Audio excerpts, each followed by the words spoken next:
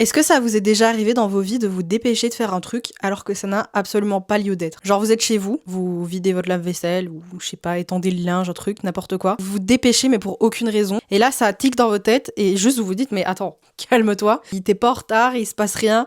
Juste slow down, genre. Parce que moi, c'est un truc qui m'arrive tout le temps et ça fait 1 an que j'essaye de me recentrer là-dessus pour faire les choses un peu plus lentement dans ma vie.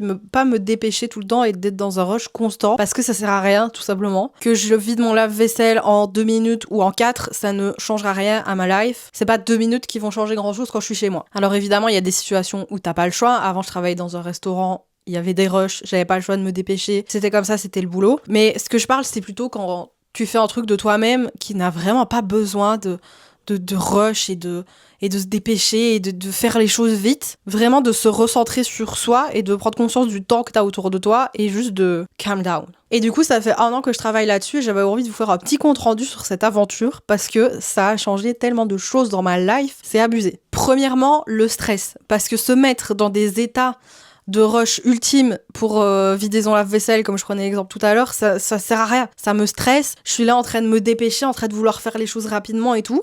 Et c'est un vrai problème parce que des fois, imaginez-vous, je réchauffe un plat au micro-ondes, pas ouf, taisez-vous. Je réchauffe un plat au micro-ondes, je le mets 1 minute 30 et je me dis, vas-y, pendant 7 minutes 30, il faut que j'aille fini mon lave-vaisselle avant que ça sonne. Bref. Et c'est le genre de défi que je me mettais avant et du coup, je me dépêchais et ça m'arrivait de casser des verres, des tasses, des trucs pour des raisons débiles. Et en plus, ça me stressait parce que j'étais là vite le temps, alors qu'on s'en fout.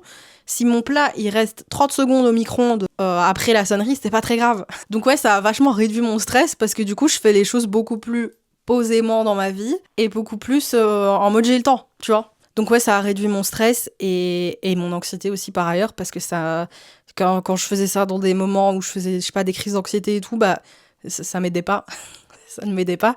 La meilleure chose à faire dans ces cas-là, c'est vraiment de se poser et juste de respirer, tu vois. Et ouais, j'apprends à faire les choses lentement. Et en plus, je fais les choses mieux. Je prends beaucoup plus le temps de faire les choses et du coup, de façon beaucoup plus soignée. Genre, et même niveau de mon taf, avant, je me faisais des to-do list par jour où je me mettais un peu la pression pour tout faire et du coup, je me dépêchais un peu. Mon travail n'était pas mauvais, mais je sais que j'aurais pu le faire avec beaucoup moins de stress, tu vois. Tout simplement. Que maintenant, je me fais plutôt des to-do list à la semaine où je mets toutes mes tâches, toutes les tâches à faire globalement. Et je me dis, bah voilà, pour vendredi, ça doit être fait. Donc si même j'en fais que 3 le lundi, j'en ai fait que 3 et ça serait. Enfin, je m'arrangerai. Et s'il faut que je stresse le vendredi, je stresserai le vendredi. Mais généralement, ça n'arrive jamais parce que du coup, vu que je fais les choses plus lentement, ça m'a aussi appris à être beaucoup plus organisée dans mon travail parce que je travaille de chez moi, je travaille solo, il y a que à moi que je dois mon organisation et il y a que à moi que je peux m'en vouloir si le travail n'est pas fait, tu vois.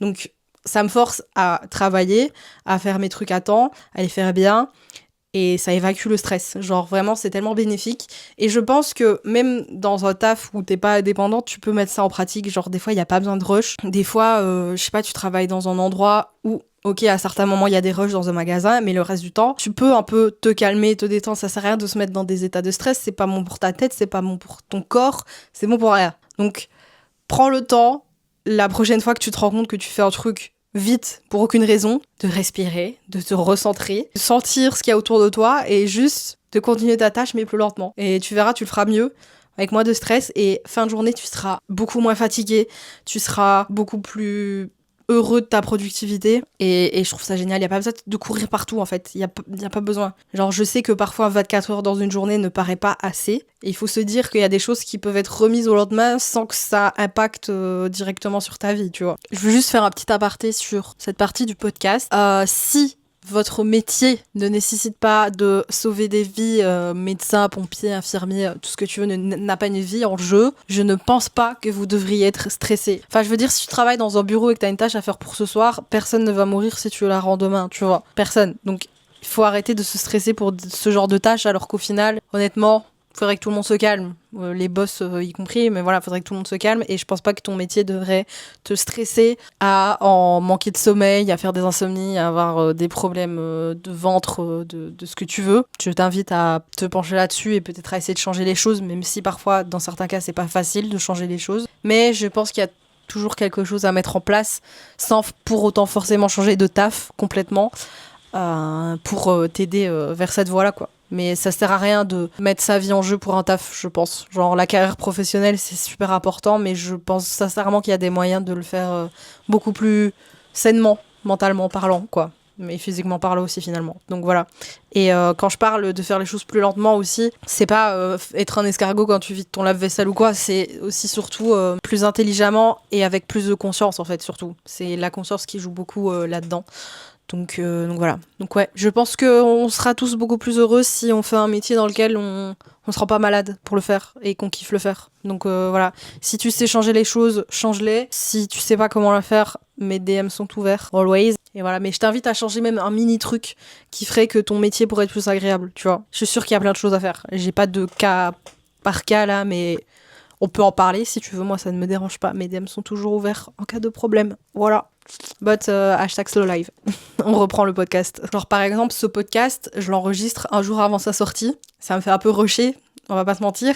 Mais en même temps, je sais que j'ai le temps. Je voulais le faire hier. Je l'ai pas fait parce que j'avais d'autres tâches à faire, que je voulais prendre le temps de bien les faire. Et au final, c'est beaucoup mieux comme ça parce qu'aujourd'hui, cet après-midi, j'ai réalisé la plupart des tâches que je m'étais fixées. Donc je sais que je peux slow down, que je peux prendre le temps de faire mon podcast, le monter, le promouvoir, etc. Je peux prendre le temps de faire les choses bien, tout simplement. Essayez de prendre le temps et vous verrez qu'avec le temps, lol, ça vous procurera une nouvelle organisation, une nouvelle façon de faire les choses, etc. Parce que du coup, je fais des choses vachement en avance. Genre là, j'ai de l'avance sur mon travail de au moins 2 semaines, tu vois. Et je continue à prendre de l'avance. Et comme ça, si un jour j'ai un imprévu, si un jour on me propose d'aller faire un truc, bah je peux dire oui, parce que je serai pas en retard le lendemain, tu vois. Ça te force à avoir une autre organisation. Et un petit conseil que je peux te donner aussi par rapport au to-do list, c'est si t'as le temps de faire quelque chose qui peut t'avancer et que ça va pas prendre longtemps, fais-le. Genre, si t'as fini ta journée plus tôt, que ta cuisine est en bordel, que tu dois nettoyer un peu, machin, et que t'avais prévu de le faire demain, fais-le aujourd'hui. Tu t'en remercieras demain, parce que tant que t'es dans, entre guillemets, le rush, que j'espère que tu apprends à faire lentement,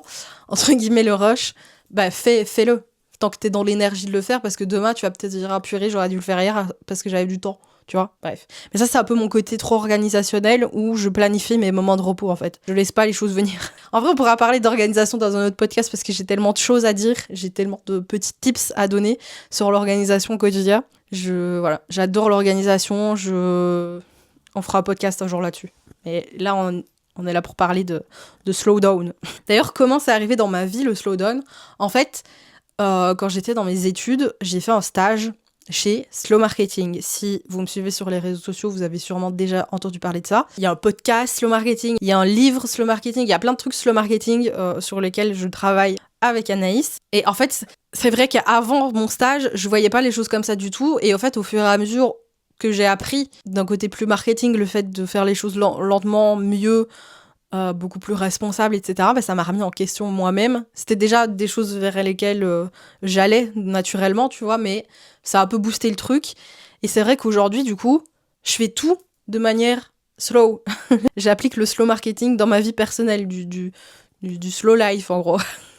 Et vous vous rendez pas compte à quel point ça impacte sur nos vies. Genre, j'ai souvent l'impression de manquer de temps dans ma vie, que je suis en retard, que j'ai plus le temps, que vraiment je suis à la ramasse, tu vois.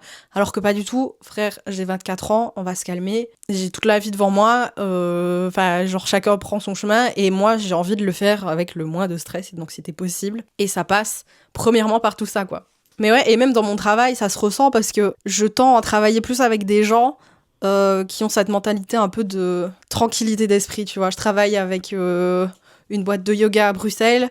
Je travaille qu'avec des gens qui lancent des projets où on a le temps, on prend le temps de se dire les choses, on prend le temps de faire les choses.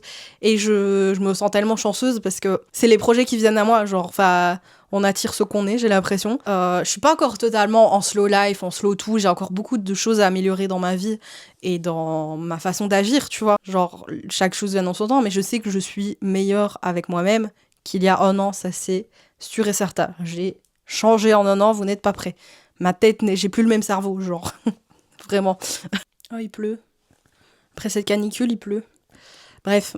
Et ouais, ce côté organisationnel que j'ai mentionné, dont on parlera aussi dans notre podcast, ce côté organisationnel aussi, il a changé grâce au slow life. Parce que je vous ai dit,